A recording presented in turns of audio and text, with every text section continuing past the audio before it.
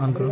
चलो, हेलो दोस्तों, आज हम लोग पढ़ने वाले हैं क्लास 10th का लास्ट चैप्टर विद्युत चुंबक यानी धारा का चुंबकीय प्रभाव पढ़ने वाले हैं। ये बड़ा इंपॉर्टेंट है और इसको हम लोग 10 मिनट में खत्म करने की कोशिश करेंगे, इसके सारे इंपॉर्टेंट कॉन्सेप्ट को। ठीक है, यहाँ पर ध्यान दो।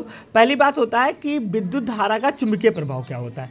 तो धारा का मैंने 3 प्रभाव आपको बताया है। एक बताया कि धारा का तापीय प्रभाव यानी धारा ताप उत्पन्न करती है, धारा ऊष्मा उत्पन्न करती है और धारा क्या होती है, चुंबक उत्पन्न करती है। जब किसी धारावाही चालक में धारा प्रवाहित की जाती है तो अपने चारों तरफ क्या उत्पन्न करती है बेटा, चुंबक क्षेत्र उत्पन्न करती है। ओके, तो चुंबकीय क्षेत्र क्या होता है, किसी चुंबकीय सुई पर जब लगने वाला बल होता है उसे चुंबकीय बल कहते हैं। क्या कहते हैं, चुंबकीय बल कहते हैं। और चुंबक के चारों ओर का वह क्षेत्र जिसमें चुंबकीय बल का अनुभव होता है उसे क्या कहते हैं, चुंबकीय क्षेत्र की तीव्रता कहते हैं। ओके, या चुंबकीय क्षेत्र कहते हैं। अब चुंबकीय क्षेत्र की जो तीव्रता होती है ये एक सदिश राशि है, इसे बी से प्रदर्शित करते हैं। इसका मात्रक बड़ा इंपॉर्टेंट, इसके 4 मात्रक होते हैं। एक तो होता है टेस्ला यानी तस्ला होता है, वेबर पर मीटर स्क्वायर होता है, न्यूटन पर मीटर एम्पियर होता है और गॉस होता है।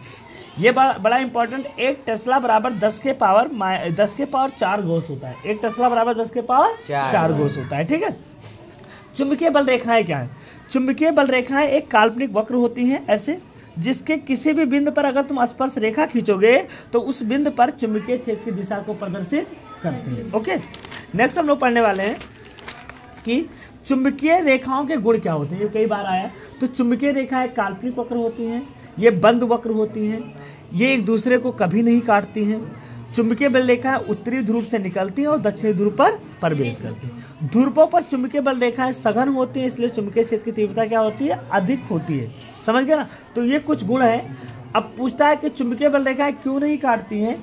अगर ये काटेंगी तो उस बिंदु पर चुंबकीय क्षेत्र की 2 दिशा बनेगी। ओके, समझ में आ गया। अब आता है कि धारावाही चालक तार पर लगने वाला बल।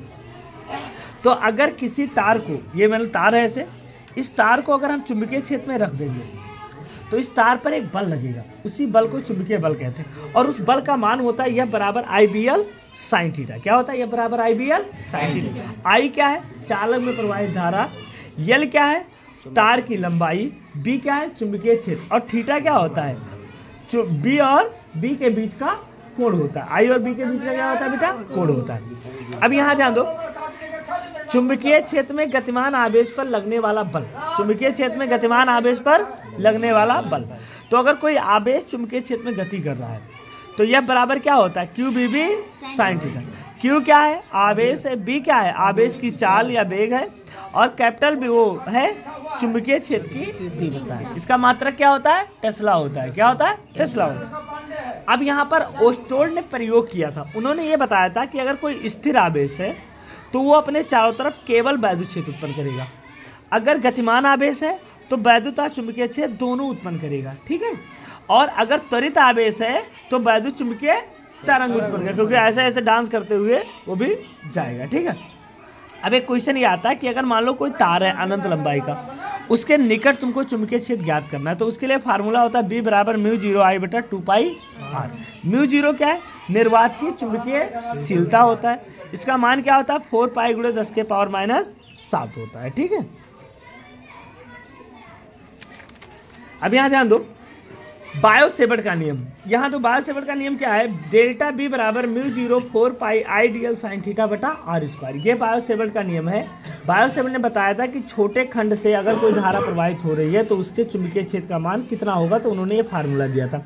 यहाँ μ0/4π को 10 बराबर होता है 10⁻⁷।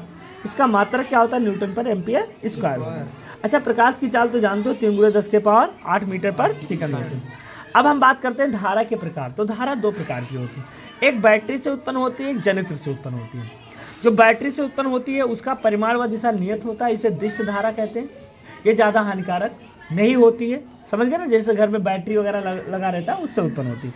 ये ट्रांसफार्मर से आती है तुम्हारे घर में सप्लाई, तुम्हारे घर में जो धारा बह रही है वो प्रत्यावर्ती धारा होती है, और इसका परिमाण व दिशा क्या होता है, परिवर्तित होता रहता है। देख रहे हो, समय के साथ इसका परिमाण व दिशा क्या होता है, ये बड़ा खतरनाक होता है, और ये विद्युत जनित से उत्पन्न होता है। समझ गए ना, डायनमो से। लग पथन क्या होता है, कभी कभी क्वेश्चन में पूछ लेता है। तो कभी कभी परिपथ में क्या होता है, धारा का मान अचानक बहुत बढ़ जाता है, और जब धारा का मान अचानक बढ़ जाए ना बहुत ज़्यादा, तो उस स्थिति को लग पतन कहते हैं। बहुविकल्पीय में जरूर आता है क्वेश्चन। चुंबकीय फ्लक्स क्या होता है, किसी पृष्ठ से गुजरने वाली चुंबकीय बल रेखाओं की संख्या का माप है, यानी ये संख्या का माप है कितनी बल रेखाएं जा रही हैं। इसको फाई से लिखते हैं। फाई बराबर होता है वेक्टर बी डॉट ए, या फाई बराबर बी ए कॉस थीटा, फाई बराबर बी ए कॉस थीटा। ठीक है, यह एक अदिश राशि है क्योंकि इसकी कोई दिशा नहीं होती है। इसका मात्रक क्या होता है, वेबर होता है या टेस्ला पर मीटर स्क्वायर। याद रखना, मात्रक आपको जरूर याद रखना है। ठीक है, 1 टेस्ला बराबर 1 वेबर पर मीटर स्क्वायर, ये आया था अगले साल। 1 टेस्ला बराबर 10 के पावर 4 गॉस होता है। भारत में प्रत्यावर्ती धारा जो होती है उसकी आवृत्ति 50 हर्ट्ज होती है।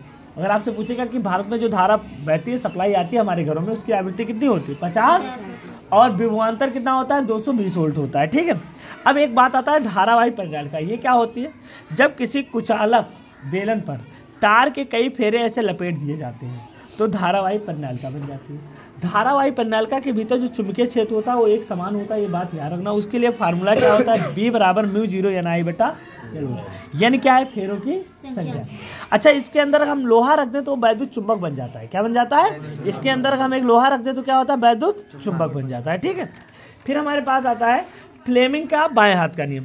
फ्लेमिंग के बाएं हाथ के नियम से हम चुंबकीय बल की दिशा ज्ञात करते हैं। इसमें क्या होता है, अपने बाएं हाथ के उंगली को ऐसे फैलाते हैं, ये जो होता है ये चुंबकीय क्षेत्र की दिशा बताता है। पेपर में यहाँ जब जाना पेपर देना तो यहाँ बी लिख लेना अपने हाथ में, यहाँ यफ लिख लेना, और यहाँ पर क्या लिख लेना, आई, ताकि आपको पता रहेगा बी क्या है। ये उंगली क्या होता है, चुंबकीय क्षेत्र की दिशा बताती है। ये क्या बताती है, चुंबकीय बल की, और ये धारा की दिशा बताती है। ठीक है, तो इसकी सहायता से हम लोग चुंबकीय बल की दिशा ज्ञात करते हैं। मैक्सवेल का पेच का नियम है, जैसे पेच नहीं है ऐसे, तो पेच के नोक को इस प्रकार घुमाओ कि ये धारा की दिशा में आगे बढ़े। तो ये जो अंगूठा तुम्हारा जिस दिशा में बढ़ता है ना ऐसे, वही क्या होती है, चुंबकीय क्षेत्र की दिशा होती है। तो मैक्सवेल का पेच का नियम है, मैक्सवेल के दाहिने हाथ के हथेली का अंगूठे का नियम, ये एक ही बात है। सॉरी, हथेली नहीं होगा, अंगूठे का नियम होगा। ठीक है, अब विद्युत चुंबक क्या होता है, ये एक अस्थायी चुंबक होता है। इसको मुलायम या नरम लोहे से बनाते हैं। ये एक प्रबल चुंबक होता है, समझ गए ना, ये बहुत इंपॉर्टेंट। अब ये जो टॉपिक आपको मैंने आज पढ़ाया है ना, इसको अच्छे से रिवीजन कर लेना और प्लस इसके न्यूमेरिकल लगा लेना। उम्मीद करते हैं आपको अच्छे से समझ में आया होगा। जय हिंद।